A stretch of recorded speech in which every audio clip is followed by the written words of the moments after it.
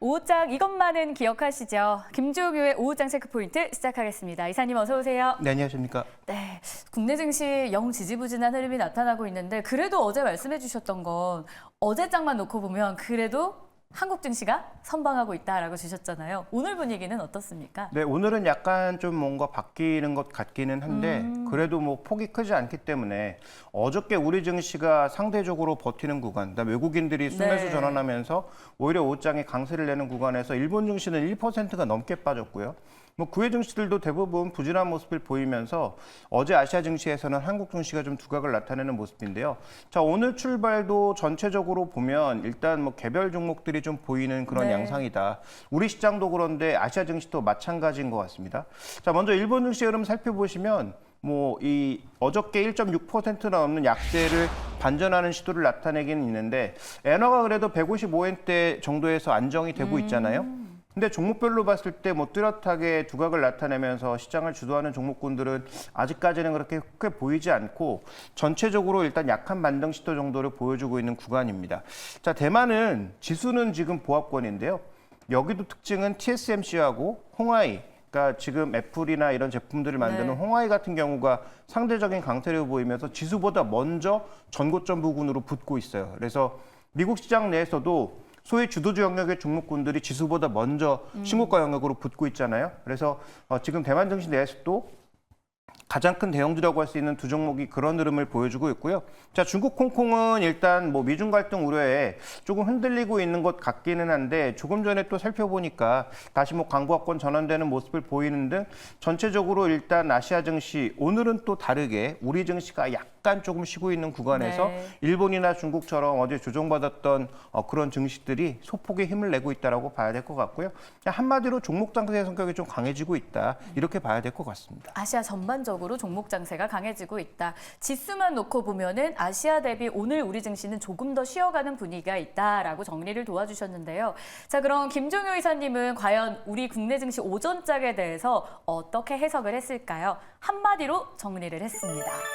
지수 기대는 낮추고 좀 아쉽네요. 네, 일단 뭐 지수가 크게 가려면 삼성전자나 SK하이닉스 같은 종목군들이 여기서 계속 점프업을 해야 되거든요. 네. 근데 그게 뭐 쉽지 않죠. 삼성전자가 다시 전고점 부근인 85,000원을 강하게 돌파하려면 이제 뭐 실적 좋은 것만으로는 반영이 안 되거든요. 2분기 실적도 좋을 거라는 걸 다 알고 있는 상황에서 뭔가 새로운 모멘텀이 주어져야 될 거고 하이닉스도 마찬가지죠. 이제 실적만으로는 뭔가 좀 부족하다. 네. 그 외에 어떤 것들이 좀 필요한데 그러면 지수가 이제 여기서 레벨업을 크게 할 것이라는 기대보다는 계속 말씀드리고 있지만 우리 시장은 제한된 박스권 내에서의 종목 장세가 진행되고 있고 그 종목 장세 핵심 키는 뭐 개별 종목 말고 전체적인 큰 틀에서 보면 실적인데 그 실적의 키는 수출이고 수출에서도 P가 아닌 Q가 증가하는 종목군들을 주목해야 된다라는 말씀을 뭐 이미 한 2, 3주 전부터 지속적으로 말씀드리고 있습니다. 자, 그렇다면 오전장에 일단 지수 기대는 좀 낮추고 가야 된다라는 이야기를 주셨는데요. 어떤 섹터들의 움직임이 구체적으로 나타났는지 좀 더 세부적인 이야기 들어가 보겠습니다.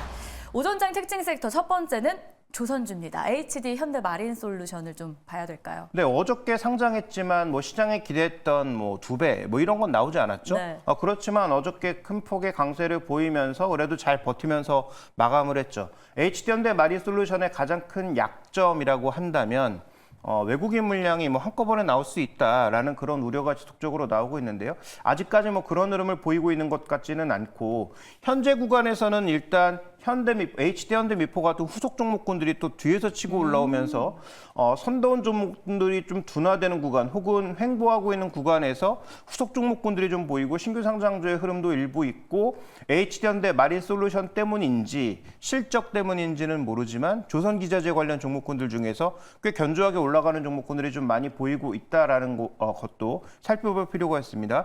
두 번째로는 어저께도 살펴봤던 게임주인데요. 네. 자, 어저께 이제 크래프톤이 게임주 중에서도 신고가를 보이고 있다라고 말씀을 드렸는데 오늘 실적에서 뭐 어닝 서프라이즈를 냈고 그다음에 오늘 여러 종목군들의 또 실적 발표가 게임주가 이번 주 내내 뭐 다음 주까지 이어지잖아요. 근데 실적이 그렇게까지 나쁘지 않다라는 것들이 최근 들어서는 좀 나오고 있는 것 같습니다. 그래서 오늘 게임주 중에서 비교적 강하게 움직이는 종목들 있고 뭐 넷마블은 개별 재료가 있는 것으로 보이고요. 그래서 게임주들의 전체적인 흐름도 어저께 말씀드렸던 것처럼 악재의 지금 끝을 노리고 있는 것이냐에 대한 판단은 계속 같이 해보실 필요가 있을 것 같고요. 그다음에 이제 화장품과 미용 이쪽도 여러 번 언급드렸지만 Q가 증가하는 쪽이다. 네. 그래서 당연히 실적도 증가하지만 성장 속도도 중요하지만 어쨌든 Q가 계속 늘어나고 있는 것인가가 중요한데 아까 뭐 전문가께서도 비율을 말씀해 주셨는데 오늘 뭐 비율뿐만 아니라 클래시스라든지 그다음에 제이시스 메디칼 같은 종목군들의 강세도 눈에 띄고 있고요. 그다음에 지금 52주 신고가를 선도해 왔던 여러 종목군들 중에서 뭐 클리오나 이런 종목군들보다 최근 들어서 두각을 나타냈던 건 아모레퍼시픽이잖아요. 그쵸. 근데 오늘은 또 LG생활건강이 또 두각을 나타내면서 강세를 보이고 있단 말이죠. 자, 그런 차원에서 전체적으로 이쪽 종목군들도 결국은 실적, 그다음에 Q가 증가하는 것에 계속 모멘텀을 두고 있다라는 관점에서 뭐 5장까지도 지켜봐야 될 것 같고요. 뭐 실적 발표가 끝나기 이전까지, 그다음에 모멘텀이 끝나기 이전까지는 계속 좀 지켜봐야 되는 종목군들이 아닌가 이렇게 보여집니다. 수출주 가운데서도 Q가 증가하는 걸 좀 볼 필요 있다. 그 가운데 화장품주도 결국 실적과 함께 오늘 두각을 나타내고 있고요. 그 밖에 게임주, 조선주까지 오전장 특징 섹터로 분석을 해봤습니다. 자, 그러면 조금 더 세부적으로 리포트를 토대로 종목 이야기를 들어가 보도록 하겠습니다. 오늘 준비한 리포트 볼까요? 디스플레이 산업에 대해서 주목을 좀 하고 계시는데요. 그 수혜주로 LG 디스플레이, 덕산 네오룩스 등이 있습니다. 그 중에서도 눈여겨볼 만한 종목이 있습니까? 네, 일단 LG 디스플레이를 가장 눈여겨봐야 되지 않을까라는 판단이죠. 네. 이것도 역시 악재의 정점을 지났는가가 핵심 포인트라고 봐야 되는데 지금 그 뭐 미국과 중국이 싸우는 가운데 우리도 약간 유탄을 맞고 있는 게 LG 디스플레이가 광저우 공장을 지금 팔려고 하고 있잖아요. 그래서 이와 관련된 논의가 더 가파라지면 우리는 이제 LCD에 아예 생산이 없게 되는 거거든요. 삼성 디스플레이는 접었으니까. 그러면 우리 이제 LCD는 아예 없고 OLED 쪽으로 이제 올인하고 있다라고 봐야 되는데 OLED 핵심 포인트는 뭐 TV 쪽에서의 움직임이야 어차피 갑자기 늘어나기가 어렵고 그다음에 가는 트렌드는 있지만 이게 갑자기 뭐 급증하기는 어려운 그런 상황에서 그렇다고 스마트폰이 잘 팔리는 게 아니니까 결국 신규 기기가 나오는 게 중요했거든요. 근데 신규 기기가 결국은 아이패드가 그쵸. 출시되면서 이게 뭔가 좀 영향력을 주지 않겠는가라는 그런 내용의 보고서입니다. 그래서 소재의 중심주라고 할 수 있는 덕산 네오룩스, 그다음에 이제 디스플레이를 만들어내는 LG 디스플레이 두 종목에 대해서 강조점을 찍은 건데 두 가지 그림으로 한번 확인해 보시죠.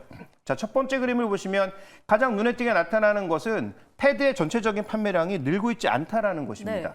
그래서 이런 패드가 뭐 좀 하나 뭐 추가됐다고 해서 무슨 큰 의미가 있을 수 있느냐라고 반문할 수 있겠는데 다음 준비된 그림을 바로 보시면 이 글로벌 태블릿에 있어서 1위를 차지하고 있는 게 누구냐? 애플, 아이패드라는 거죠. 그러니까 아이패드가 이렇게 뭔가 이번에 새로운 디스플레이로 바꿔서 뭔가 한 업그레이드를 보여주면 뭐 그와 관련된 모멘텀은 충분히 유입될 수 있다라는 점에 있어서는 저도 100% 동의하고요. 더 주목해 볼 것, 이 레포트에 없는 내용인데 제가 최근에 가장 주목하고 있는 건 이 태블릿 시장이 아닙니다. 자동차가 달라지고 있다는 것을 주목해 볼 필요가 있는 것인데요. 자, 이번에 베이징 모터쇼 보신 분들은 굉장히 놀랐겠지만 중국차가 예전의 중국차가 아니다. 우리가 그냥 손가락질하는 그런 중국차가 아니라는 거죠. 자, 지금 이게 지리에서 나온 3천만 원에서 한 4천만 원 정도 되는 나름 지리 자동차 내에서는 고급 라인이라고 볼 수 있는 전기차의 실내 네. 내부인데요. 저 안쪽에 있는 디스플레이가 무려 48인치입니다. 지금 GV80에 들어가는 OLED 디스플레이의 크기가 27인치거든요. 2배 정도 되네요. 그렇죠. 2배 정도의 크기로 들어가고 오. 중요한 것은 저 화면이 스마트폰과 연동이 되고 있다. 그런데 지리자동차가 메이주라고 하는 스마트폰 제조업체를 사서 지리와 폴스타와 볼보에 공급하는 스마트폰을 자체 생산하고 있다는 거죠. 그러니까 자체 스마트폰과 자동차를 하나로 연결하는 흐름이 샤오미만 나오고 있는 게 아니고 거의 중국의 메이저 전기차 회사들은 아예 스마트폰과 이 전기차 사업을 하나로 합쳐서 가져가려는 네. 그런 시도가 나타나고 있다는 거예요. 그러면서 그 안에 디스플레이 크기는 점점 커지고 디스플레이 기능도 점점 확대되는 그런 과정으로 가고 있는 거죠. 그러면 중국자의 저런 그 트렌드가 중국에서 끝나겠는가 아니면 글로벌로 가겠는가 살펴봤을 때 저는 뭐 최근에 고급차 중심으로 디스플레이 크기가 점점 커지고요. 네. 처음 LCD로 하다가 이제 점점 OLED로 가는 추세로 바뀌고 있거든요. 결국 OLED의 핵심 포인트는 아이패드나 그다음에 이제 맥북에서 OLED를 채택한 것도 눈에 띄는 흐름이지만 좀 더 크기가 크다고 할 수 있는 TV보다는 작고 IT 세트보다는 크기가 큰 이런 자동차에 들어가는 디스플레이 크기가 기본적으로 16인치, 27인치, 48인치로 확대되고 있다는 것을 주목해 볼 필요가 있는 거고요. 그러면 핵심 소재 그다음에 이 모듈을 만드는 기업들에 대해서는 관심이 지금부터 필요하다. 그다음에 얼마 전에 LG 디스플레이가 증자한 것 가지고 주가가 빠지긴 했는데 그 증자가 이제 성장의 모델로 연결이 되면 그 증자로 인한 주가 하락은 이미 반영된 네. 것이고 이제는 실적이 돌아올 것에 대한 기대를 가져야 된다는 것이죠. 자, 그런 차원에서 중국 차뿐만 아니라 전 세계 모든 차가 디스플레이가 커지고 OLED의 채택률이 높아질 가능성이 높다라는 측면에서 보면 저는 디스플레이 주목해 봐야 될 것 같고요. 그 중심축에는 당연히 LG 디스플레이가 디스플레이. 있습니다. 덕산 네오룩스와 LG 디스플레이 뭐 비교할 수는 없지만 그래도 투자 관점에서 탑픽을 꼽는다면요? 탑픽은 당연히 LG 디스플레이가 될 수밖에 없고요. 네. 덕산 네오룩스는 뭐 실적에 비해서 주가가 그렇게 싸지는 않습니다. 다만 말씀드렸던 것처럼 이 OLED 디스플레이가 막 늘어나게 되면 네. 소재 같은 건 결국은 계속 써야 되는 일종의 상품이잖아요. 그러니까 많이 써야 되는 그런 상품이다 보니까 그런 소재 쪽의 증가가 늘어날 가능성이 높고 OLED가 급격하게 증가했을 때 덕산 네오룩스의 밸류에이션이 훨씬 높았거든요. 네. 그러니까 그런 차원에서 만약에 상승 탄력을 받으면 트레이딩 측면에서는 덕산 네오룩스가 주가가 더 빠를 수 있습니다. 다만 중장기적인 측면에서의 투자는 여러 번 언급드렸지만 LG 디스플레이에 더 강조점을 둘 필요가 있다. 이렇게 보고 있는 것이죠. 결론은 디스플레이 OLED 쪽으로 우리가 관심을 지금부터 가질 때가 되었다라는 관점을 저희가 함께 기억하면서 LG 디스플레이, 덕산 네오룩스도 확인을 해봤습니다. 자, 그럼 이제 오후장을 움직일 섹터 테마는 무엇일지도 정리를 해봐야 될 것 같습니다. 오후장에 한번 집중해 볼까요? 어떤 섹터 봐야 될까요? 근데 뭐 전력주 반도체 너무 이제 많이 말씀드려서 네. 그건 뭐 더 이상 얘기 드리고 싶지 않고요. 지금 양극재 대표 종목군들이 전저점에 근접하고 있습니다. 시장이 급등할 때도 못 올랐고 시장이 보합권에 있는데도 계속 밀리고 있는 상황이에요.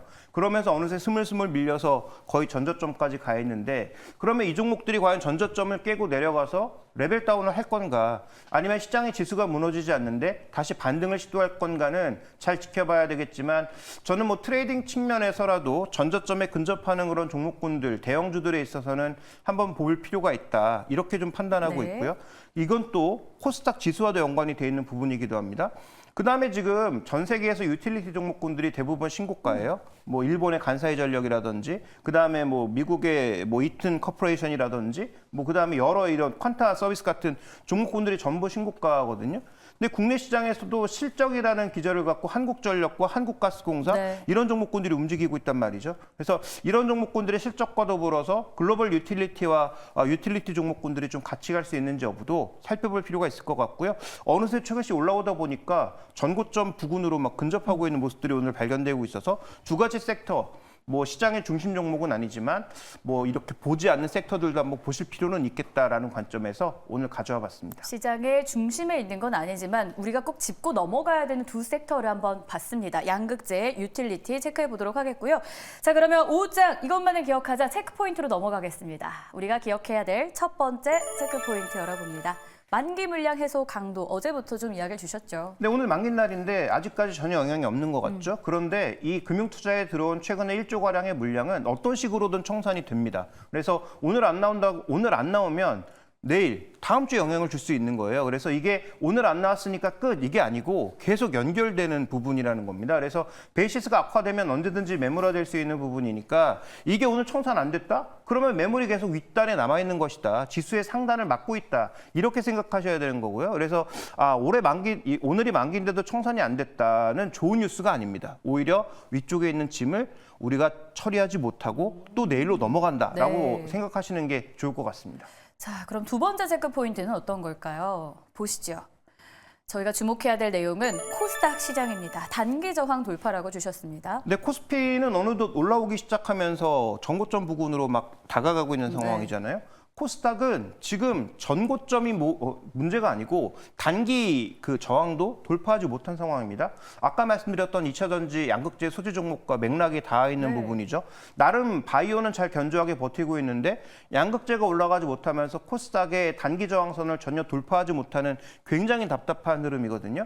근데 이게 만약에 돌파되면 그다음에 보통 우리가 이렇게 파생 상품 만긴 날은 코스피보다는 코스닥 쪽이 좀 더 강조점을 우리가 찍었던 적이 많은데 지금 실적 발표라고 한 하나의 트렌드, 그다음에 단기적인 기술적 저항선, 그다음에 시장의 중심축이 코스피에 있다는 것 때문에 코스닥이 상대적으로 해서 소외되어 있는 측면인데요. 이번 주부터 다음 주까지 실적 발표가 이어지면서 양극재가 설사 부진하다 하더라도 게임주라든지 뭐 콘텐츠라든지 이런 쪽의 실적들이 터지면서 단기 저항을 돌파할지 여부가 시장의 또 맥락을 잡는 데 있어서는 중요한 포인트이기 때문에 지금 딱 지수 정도가 코스닥의 단기 저항선 거의 고점이란 네. 말이죠. 그러니까 여기서 다시 무너지느냐, 치고 올라가느냐에 따라서 종목군의 선택을 달리할 수 있는 부분이라는 점에서 코스닥의 단기 저항선 한번 주목해 볼 필요가 있을 것 같습니다. 좋습니다. 코스닥의 단기 저항선 저희가 주목해 보도록 하겠고요. 마지막 기억해야 될 체크 포인트도 열어보겠습니다.